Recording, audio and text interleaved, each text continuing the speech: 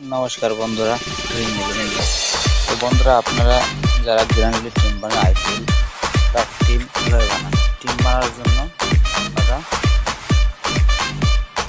Team বানানোর আগে আপনি ডিটেলস চেক করে নেবেন যে কোন খেলোয়াড় কত ধরনের ফুলক আছে, কত প্লেয়ার ফুলক নেই। আপনি পুরো ডিটেলস দেখে নেবেন। যে ফুলক নেই সেগুলোকে আপনি ঠিকভাবে বেছে নেবেন এবং যে ফুলক দিচ্ছে সেটা আপনি বুঝতে পারবেন। এখানে দেখুন, এখানে অনেকটা এখানে দেওয়া আছে RCB এবং এখানে SRH। তো আপনি এই দুটো পিলারের ভিতরে আপনি চেক করতে পারেন। কীভাবে চেক করবেন? তো আপনি ধরুন এভাবে মারবেন, মারার পর আপনি এভাবে দেখতে পাবেন, ঠিক আছে? মানে এই খেলোয়াড়টি কবে কার সাথে ম্যাচ হয়েছে এখানে আপনি দেখতে পাবেন, সব কিছু দেখাবে এবং এখানে হচ্ছে সব কিছু দেখাবে। আপনি যত টানবেন তত আপনি এভাবে দেখতে পাবেন সব কিছু। তো আপনি এইভাবে দেখে নেবেন সব খেলোয়াড়, এভাবে বুঝতে পারবেন যে কোন মানে কত কত প্লেয়ার কীভাবে ফলক গিয়েছে না গিয়েছে, কবে খেলেছে না খেলেছে। এখানে তারিখ যবে খেলেছে সদরিকার এখানে তারিখ দেওয়া আছে, ঠিক আছে? আপনি এভাবে দেখে নেবেন, ঠিক আছে? তো আপনি এইভাবে পুরো টিমটা আপনার দেখতে পেলে আপনি কি করতে পারবেন, আপনি বুঝতে পারবেন যে এই প্লেয়ারটা কতদিন আমার ফলক ছিল এবং প্লেয়ারটা আমি নিলে আমার কাজ হবে কি হবে না আপনি বুঝতে পারবেন, ঠিক আছে? আপনি এভাবে পুরো ডিটেলস আপনি দেখে নেবেন।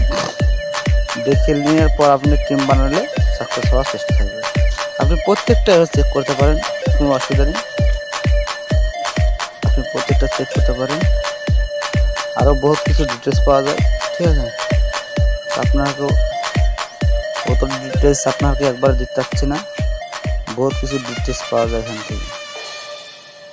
আমি আর একটা এদিক থেকে দেখিয়ে দিচ্ছি, ঠিক আছে?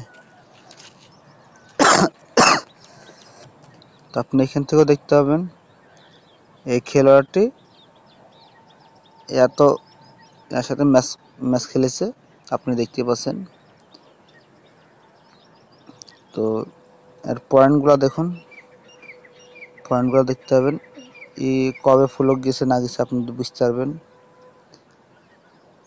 এটাতে বেশি ফলক গেছে, আপনি এইভাবে দেখে নেবেন। না দেখলে কিছু বুঝতে পারবেন না, কত তারিখে কবে খেলা হয়েছে না হয়েছে আপনারা না দেখলে বুঝতে পারবেন না।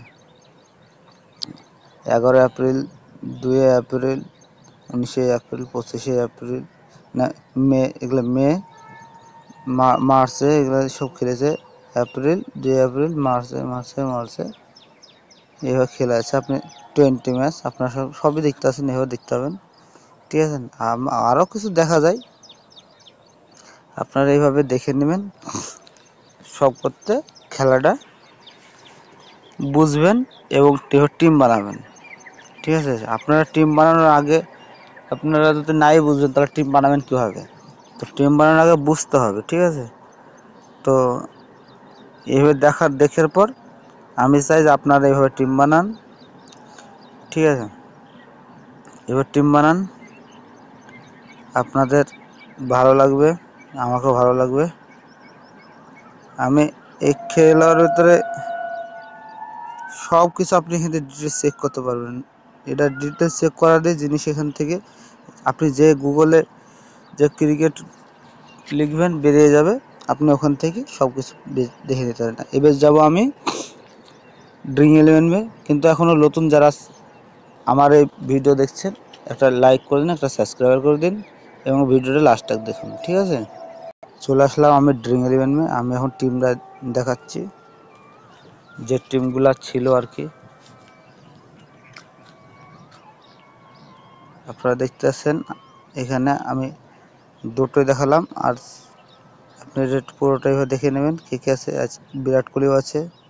তো আপনারা জবরদস্ত একটা টিম বানান খুশিতে।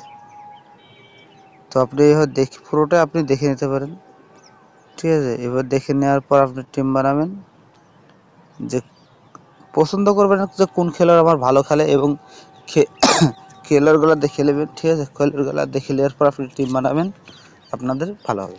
তো আপনি ধরেন এভাবে 4টে অপশান থাকে, 4টে আপনি অপশান দেখে নিলেন, ঠিক আছে?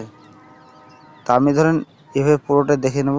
আর একটা জিনিস ধ্যান দেবেন, সেটা হলো